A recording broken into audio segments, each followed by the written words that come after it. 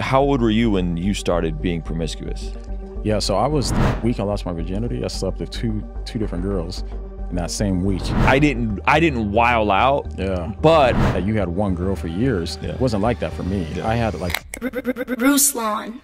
You were fairly, as I lost my virginity at like 10, 11. Oh, that's early. You know, super early, bro. Yeah. Definitely like that verse in Solomon, like do not awaken love before, right? Yeah.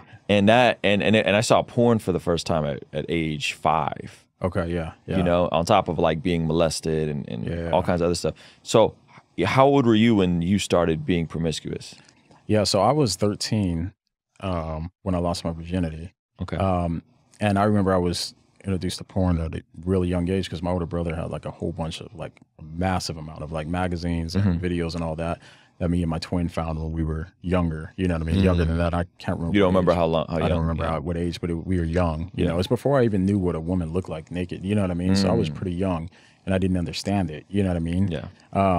But yeah, so then when I was like 13, lost my virginity, and then from then on, like I had like I was just all about women, like my twin, and then like our best friend and stuff. At the time, we lived in our neighborhood and stuff.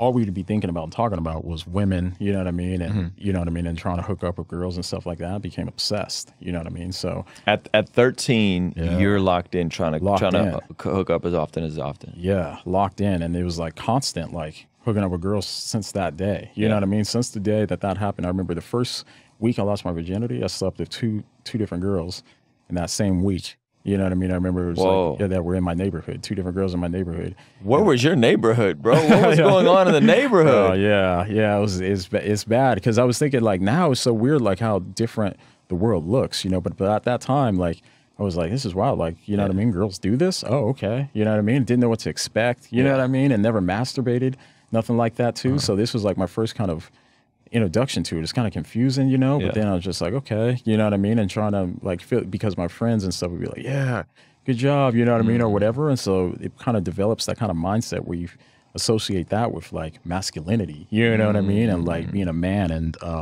success in a sense, you know what I mean? Yeah. Wow, what a trip. Yeah, so my situation was similar, but like I lost my virginity, but then like didn't talk to really any. I talked to a couple girls here and there, but didn't really date until I got into high school, freshman year of high school. Got with a girl, and was just with one girl. Oh yeah, you know, until 17. I mean, not good for you in the it wasn't. You know good. What I mean? I'm saying good for you in the sense where you stayed with one girl all that time. Yeah, and in hindsight, it probably kind of God probably allowed me to be in that situation. It kind of. I guess like protect me in a way because there's definitely other girls at the high school that were interested and that, you know, I was also just I was kind of trying to be a Christian, not, you know what I mean? Going to church, but I was also oblivious to a lot of the signs. So they'd be like, can you give me a ride home? Hey, you want to come inside? And I'm like, oh no, I gotta go. Like, what's to look for? You know, I didn't know, you know? And so, but it like kind of like I avoided that, and then I met my wife at 19, and so my wife was like, you know, that was who I was with. So there was some degree of like I didn't wild out, but I definitely wild out with porn, and that also had a negative effect on me in terms of my mentality. At what point we were talking offline? At what point were you kind of exposed to the pickup artist stuff? Because I remember at this point, me and my wife were married. I remember there was a show on VH1, and it was like, I think it was a guy named like Destiny or something, and it was like he had this big old hat. And it was this whole like pickup artist show. I know who you're talking. Mystery, I think. Was Mystery, Mystery. Yes.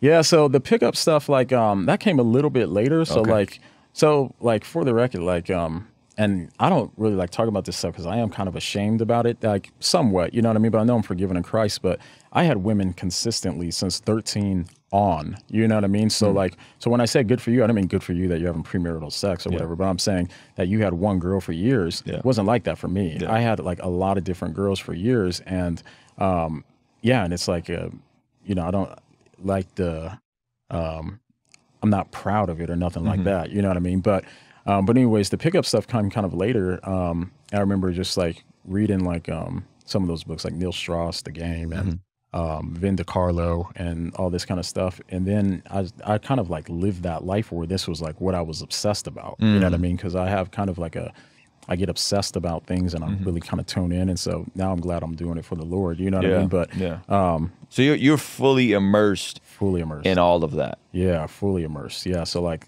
yeah, just like lots of different girls every night going out, you know what I mean, to the clubs and stuff and trying to pick up girls and all that stuff, you know. So you're probably, so a lot of the stuff now from the red pill is like pickup didn't work, it didn't work. And so like you're probably the minority of guys that's like good looking that it worked for.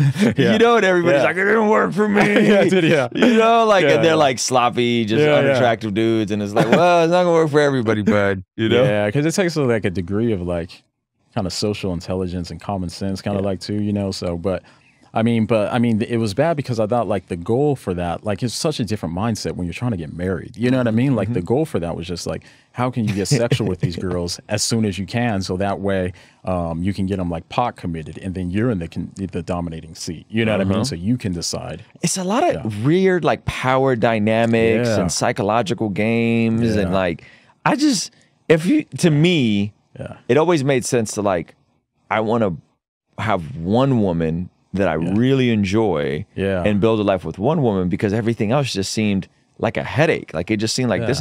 And then also like if I actually have game, I shouldn't have to play these mind games with girls. Like that also didn't make sense to me, you know?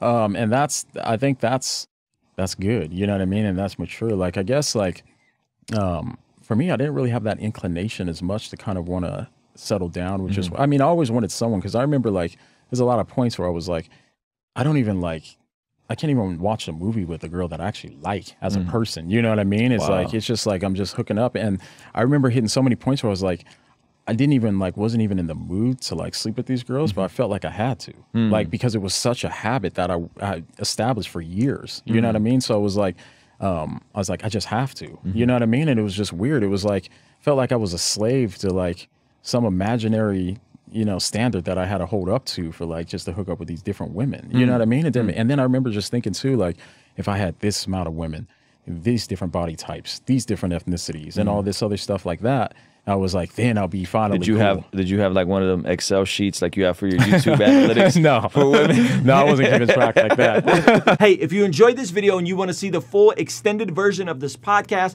be sure to sign up for our Patreon community for only $5 a month. It'll really help us continue contextualizing the gospel using YouTube, media, and podcasting. And in exchange, you will get full unedited versions of the podcast, of our daily after party streams, a discount for our merch store, and exclusive access to our private Discord server. It's only $5 a month. The link for Patreon is in the description of this video, as well as the pinned comment below. If you're feeling like, yeah, I don't think I want to sign up for $5 a month, that's okay. We also have links in the description of this video where you can make a one-time contribution on Venmo, Cash App, or PayPal. But we really want to get you over on Patreon. So again, hit the link in the description, sign up now, and I'll see you over there, all right?